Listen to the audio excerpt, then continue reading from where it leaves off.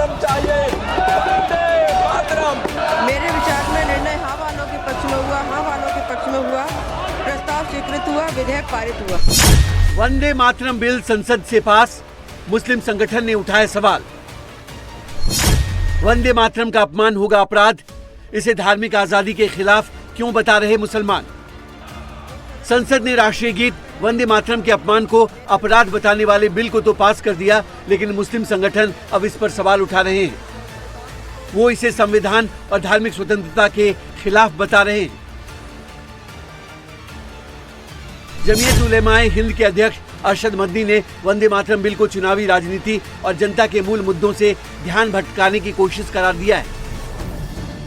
अरशद मदनी ने social media पर लिखा, हमें किसी के वंदे मातरम पढ़ने या गाने से कोई आपत्ति नहीं है, लेकिन मुसलमान केवल एक अल्लाह की इबादत करता है और अपनी इबादत में किसी दूसरे को साझी नहीं ठहरा सकता। वंदे मातरम के कुछ हिस्से इस्लामी आस्था के अनुरूप नहीं है, इसलिए किसी भी मुसलमान को इसे गाने या स्वीकार करने के लिए मजबूर नहीं किया जा सकता।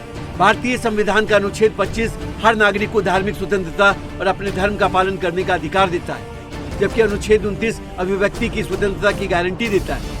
किसी भी नागरिक को उसके धार्मिक विश्वास के विरुद्ध किसी नारे, गीत या विचार को अपनाने के लिए बाध्य नहीं किया जा सकता। अरशद मदनी ने आगे लिखा, आज देश बेरोजगारी, महंगाई, आर्थिक चुनौतियों, किसानों की समस्याओं और युवाओं के भविष्य जैसे गंभीर मुद्दों का सामना कर रहा है। ऐसे में विवादास्पद विषयों को प्राथमिकता देने के बजाय संसद को जनता के वास्तविक और महत्वपूर्ण मुद्दों पर ध्यान देना चाहिए।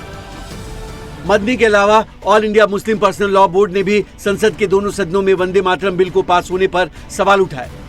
AIMPLB ने कहा कि वंदे मातरम को कानूनी रूप से अनिवार्य करना धार्मिक और संवैधानिक स्वतंत्रता पर हमला है। बोर्ड ने इसे देश के संवैधानिक, सेक्युलर और लोकतांत्रिक स्वभाव के खिलाफ और नागरिकों की धार्मिक स्वतंत्रता पर एक गंभीर हमला बताया।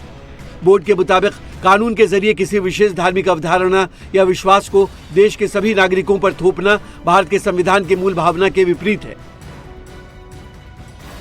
संसद ने 2 दिन पहले ही वंदे मातरम के अपमान को अपराध बताने वाले बिल को पारित किया है, जिसमें वंदे मातरम के गाने के दौरान अपमान करने, रुकावट डालने या गड़बड़ी करने पर 3 साल तक की जेल, जुर्माना या दोनों की सजा हो सकती है। इस बिल के जरिए prevention of insults to national honour act 1971 में बदलाव किया गया है। मौजूदा कानून में नेशनल फ्लैग, संविधान और नेशनल एंथम का अपमान करने पर सजा का प्रावधान है, लेकिन अब इस कानून में संशोधन के बाद वंदे मातरम के अपमान को भी अपराध की श्रेणी में ला दिया गया है। वंदे मातरम बिल पारित होने के बाद AIMIM और DMK जैसे विपक्षी दल भी इसका विरोध कर रहे हैं।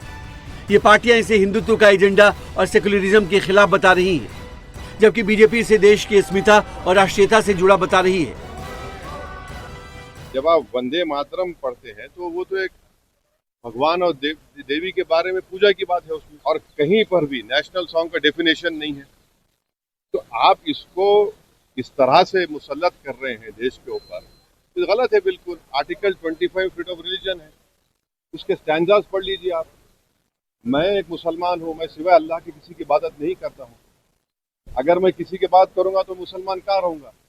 तो आप तो आर्टिकल 25 का, 26 का, 29 का ग्रेव वायलेशन कर रहे हैं। वो भारत के अस्मिता के साथ जुड़ा हुआ है, भारत के राष्ट्रीयता से जुड़ा हुआ है, भारत के आजादी से जुड़ा हुआ है, भारत के चिन्ह से, प्रतीकात्मक चिन्ह से जुड़ा हुआ है। इसलिए वंदे मातरम का विरोध करना उचित नहीं। वंदे मातरम बिल 29 जुलाई को राज्यसभा और 30 जुलाई को लोकसभा में पास हो गया। राष्ट्रपति की मंजूरी मिलते ही कानून बन जाएगा। कानून बनने के बाद राष्ट्रीय गीत को भी राष्ट्रगान, जन गण मन जैसी ही कानूनी सुरक्षा मिलेगी, लेकिन इस पर सियासत जमकर हो रही है।